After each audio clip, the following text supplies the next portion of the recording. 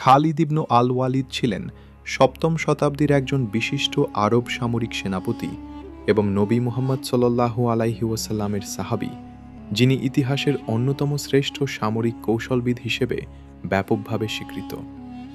প্রাথমিকভাবে তিনি মুসলিম সম্প্রদায়ের এক কঠোর বিরোধী ছিলেন। কয়েক বছর পরে ৬২৩ খ্রিস্টাব্দে তিনি ইসলাম গ্রহণ করেন এবং মুতার যুদ্ধে তার কৌশলগত নেতৃত্বের পরে স্বয়ং নবী সাল্লাল্লাহু আলাইহি ওয়াসাল্লাম তাকে সাইফুল্লাহ বা আল্লাহর তরবারি উপাধিতে ভূষিত করেন।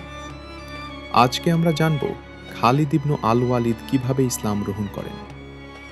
খালিদ ইবনু আল ওয়ালিদ উহুদের যুদ্ধে কুরাইশ বাহিনীর এক অংশের নেতা ছিলেন। ৬২৫ খ্রিস্টাব্দে উহুদের যুদ্ধে কুরাইশ অশ্বারোহী বাহিনীর নেতৃত্ব দিয়ে তিনি মুসলমানদের পেছন দিক থেকে আক্রমণ করে তাদের বিজয়কে পরাজয়ে পরিণত করেন। তিনি ছিলেন এক অত্যন্ত মেধাবী ও সম্ভাবনাময় তরুণ। পরবর্তীতে তিনি পৃথিবীর অন্যতম শ্রেষ্ঠ সেনাপতি হয়ে ওঠেন। কিন্তু ইসলাম গ্রহণের সিদ্ধান্ত নিতে তার অনেক সময় লেগেছিল। তিনি নিজেই বলেন যে ইসলাম নিয়ে তার চিন্তাভাবনা শুরু হয়েছিল যখন তিনি তার নিজের অতীত আচরণ নিয়ে ভাবতে শুরু করেন। তিনি বলেন, আমি মুহাম্মদ সাল্লাল্লাহু আলাইহি ওয়াসাল্লামের বিরুদ্ধে সব যুদ্ধে লড়েছি।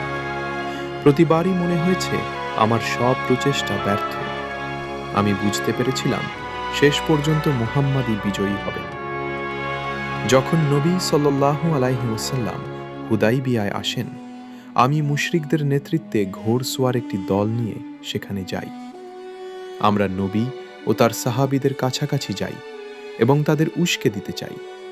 তারা আমাদের সামনে জোহরের নামাজ পড়লেন। আমরা ভাবলাম আক্রমণ করব, কিন্তু করিনি। নবী সাল্লাল্লাহু আলাইহি ওয়াসাল্লাম বুঝতে পেরেছিলেন আমরা কি চিন্তা করছি। তাই আসরের নামাজে তিনি সাহাবীদের সঙ্গে ভয়ের নামাজ আদায় করলেন। সেটা দেখে আমরা গভীরভাবে প্রভাবিত হই ও বুঝে যাই যে আমরা তাকে ক্ষতি করতে পারব না। তাই আমরা ফিরে আসি। হুদাইবিয়ার চুক্তি সম্পন্ন হওয়ার পরে নবী সাল্লাল্লাহু আলাইহি ওয়াসাল্লাম ও তার সাহাবীরা ফিরে গেলে খালিদ চিন্তা করতে থাকেন, এখন কি হবে, কোথায় যাবেন। তিনি ভাবলেন নাজাশির কাছে যাবেন, কিন্তু নাজাশি তো ইতিমধ্যেই মুসলমান। হেরাক্লিয়াসের কাছে গেলে খ্রিস্টান হতে হবে, যা তিনি চান না। মক্কায় থাকলে তিনি নিশ্চিত ইসলাম একদিন বিজয়ী হবেই। এই দ্বিধা তার মনে বিভ্রান্তি তৈরি করল। মাসের পর মাস কেটে গেল, তিনি সিদ্ধান্ত নিতে পারলেন না। এক বছর পরে নবী সাল্লাল্লাহু আলাইহি ওয়াসাল্লাম ও সাহাবীরা কাজা উমরা করতে মক্কা এলে খালিদ তাদের দেখতে চাননি। তিনি পাহাড়ে চলে যান যতক্ষণ না তারা চলে যান। ফেরার পর তিনি তার ভাই ওয়ালিদ ইবনু আল ওয়ালিদের রেখে যাওয়া এক চিঠি পান। চিঠিতে লেখা ছিল, বিসমিল্লাহির রহমানির রহিম। আমি অবাক হই, তুমি যেমন বুদ্ধিমান মানুষ তবুও ইসলাম থেকে মুখ ফিরিয়ে আছো। কেউ এত অন্ধ হতে পারে না। রাসূলুল্লাহ সাল্লাল্লাহু আলাইহি ওয়াসাল্লাম তোমার কথা জিজ্ঞেস করেছিলেন এবং বললেন, খালিদ কোথায়? আমি বললাম, আল্লাহ নিশ্চয়ই তাকে আমাদের কাছে আনবেন। নবী সাল্লাল্লাহু আলাইহি ওয়াসাল্লাম বললেন, তার মতো মানুষ ইসলাম সম্পর্কে অজ্ঞ থাকতে পারে না। যদি সে তার মেধা মুসলমানদের পক্ষে ব্যবহার করে তা বড় উপকার হবে। ভাই, এখন সময় এসেছে তুমি সেই ভুলগুলো পুষিয়ে নাও। চিঠি পড়ে খালিদের মনে হলো যেন তার চোখের উপর থেকে এক পর্দা সরিয়ে নেওয়া হয়েছে। তিনি আনন্দিত হলেন যে নবী সাল্লাল্লাহু আলাইহি ওয়াসাল্লাম নিজে তার কথা জিজ্ঞেস করেছেন। সেই রাতেই তিনি এক স্বপ্ন দেখলেন। তিনি একটি সংকীর্ণ মরুভূমির পথ ধরে হাঁটছেন। তারপর হঠাৎ এক সবুজ উন্মুক্ত মাঠে প্রবেশ করেন। তিনি বুঝতে পারলেন এটাই তার জন্য সঠিক দিক, ইসলাম গ্রহণ করা। তবে তিনি ভাবলেন কারো সঙ্গে একসঙ্গে যাত্রা করলে ভালো হয়। তিনি প্রথমে সাফওয়ান ইবনু উমাইয়ার কাছে গেলেন, কিন্তু সাফওয়ান বললেন, সব আরব যদি মুহাম্মাদের অনুসারী হয় তবুও আমি তাকে অনুসরণ করব না।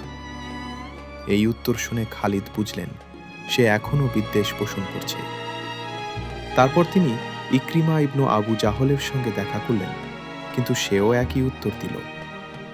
পরে তিনি তার বন্ধু উসমান ইবনু তালহাহর কাছে গেলেন। এবং তাকে প্রস্তাব দিলেন যে তারা মদিনায় নবী সাল্লাল্লাহু আলাইহি ওয়াসাল্লামের সঙ্গে যোগ দেন। উসমান সম্মত হলেন।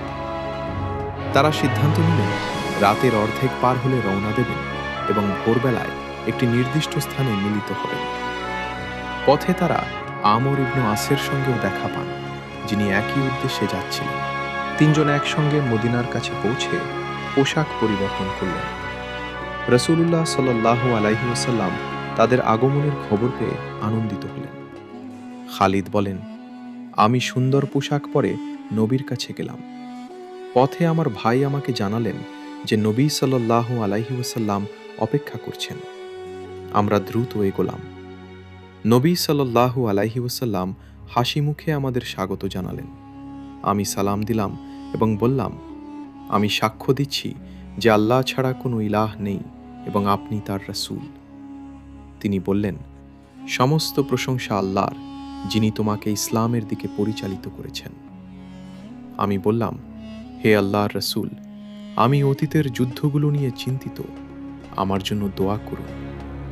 নবী বললেন, ইসলাম গ্রহণের পর আগের সব পাপ ক্ষমা হয়ে যায়।